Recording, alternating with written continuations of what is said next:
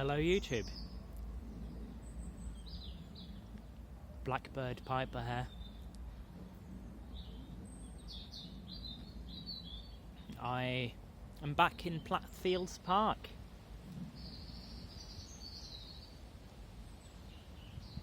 It seems to have become my go-to park for having a pipe.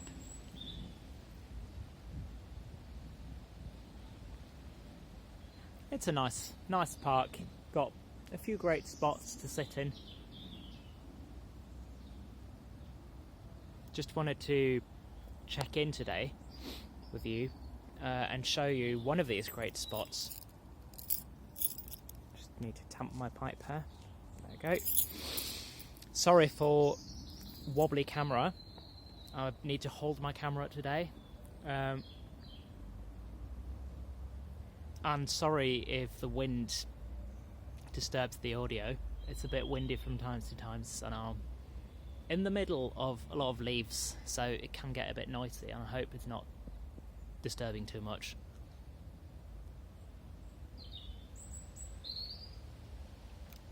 Before I dig into what I want to show you, we'll jump into what I'm going to show you. I'm going to first do a little housekeeping. I'm smoking.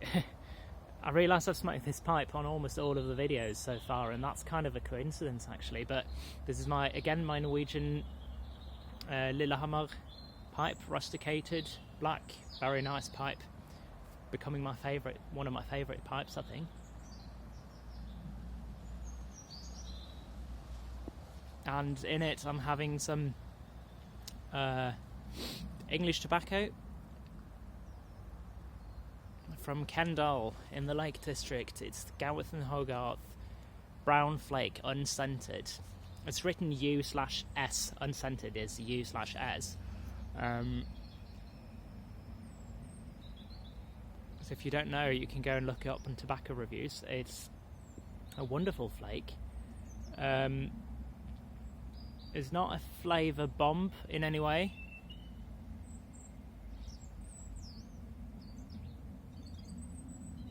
But it's got very delicious flavour when you get it in the right zone.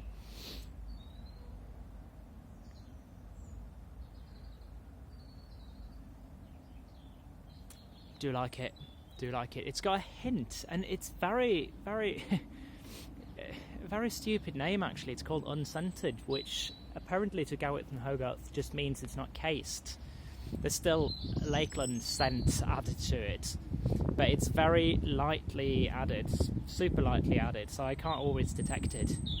And it seems that some people argue that it's not actually purposefully added, but it's just there as a result of the tobacco having been processed on machinery that they also produce Lakeland blends on, which makes sense to me because it's a small company and they don't have a lot of machinery and they have a lot of old machinery, etc. So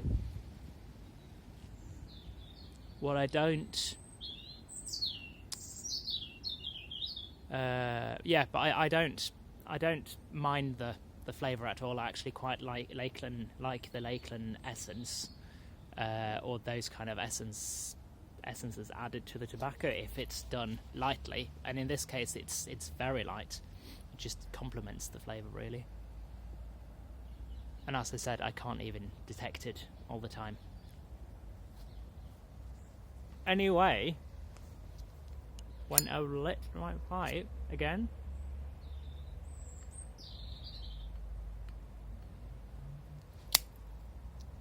I'll show you what I was going to show you. I'm in this little pocket of the park that's really overgrown and full of garbage, but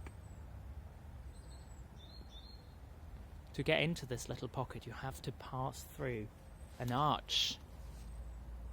There we have it, an overgrown old stone arch.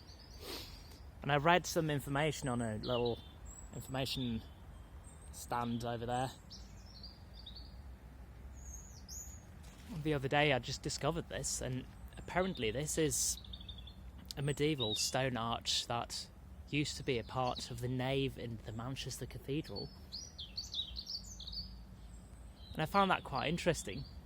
So the cathedral stems back from, it's the oldest part of the cathedral stems back to 14 something, I think 1420, something like that. But it apparently has been built on kind of through the centuries since that, and up until the 18th and 19th century.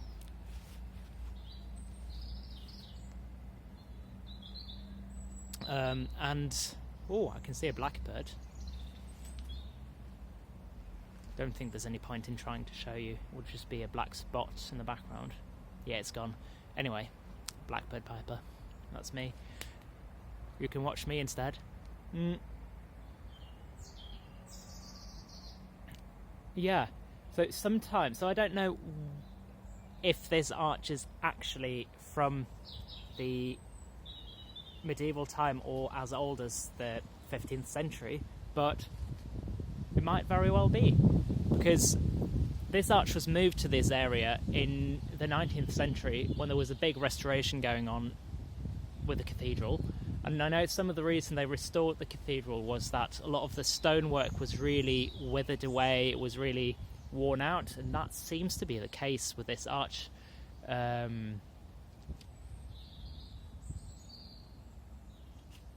And another reason I think it's very likely that this is actually a part of the old original parts of the church is that from what I know from restorations of medieval cathedrals, stone cathedrals, from the 19th century, is that at that time when they restored medieval churches, can't hold my camera still, sorry about that. What I know about restorations from that time is that they often sacrificed parts of the building that actually did stem back to medieval time, that was original parts of the building that hadn't been tinkered with or damaged too much, were actually taken away during those restorations and replaced with newer stuff that had more of a medieval look, according to the people who restored the church.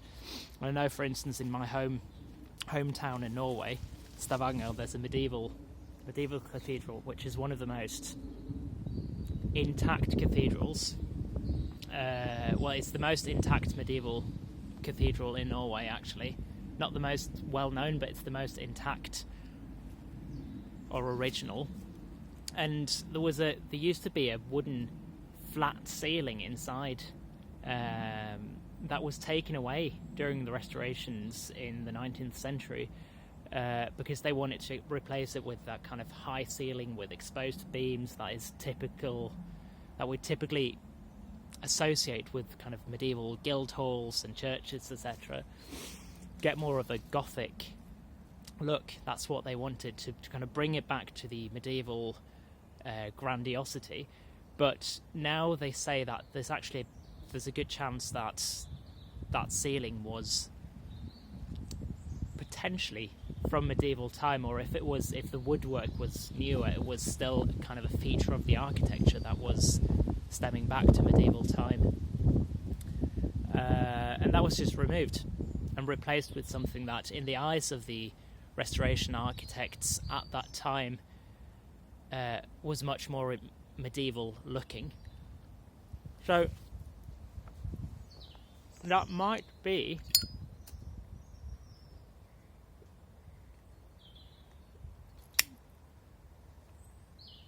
I'm not in any way saying that that's what happened here, but that might kind of explain why something that is original medieval structures from the church might have ended up here and kind of given away, because it was given away, I think, or sold to a local lord or earl or something that owned these lands, and his grounds has later been turned into a park, and the arch is still here. Neglected and full of ivy, and there's lots of garbage around, but I do like finding these little interesting pockets where nature takes over, and if there's a bit of medieval history, it just gets better. It's got a little gate there saying the Cathedral Arch.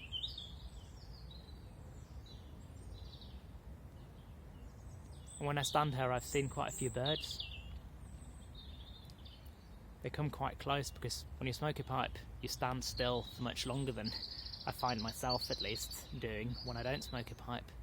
So the birds and the wildlife comes a bit closer, and I like that. Anyway, I just wanted to show you that.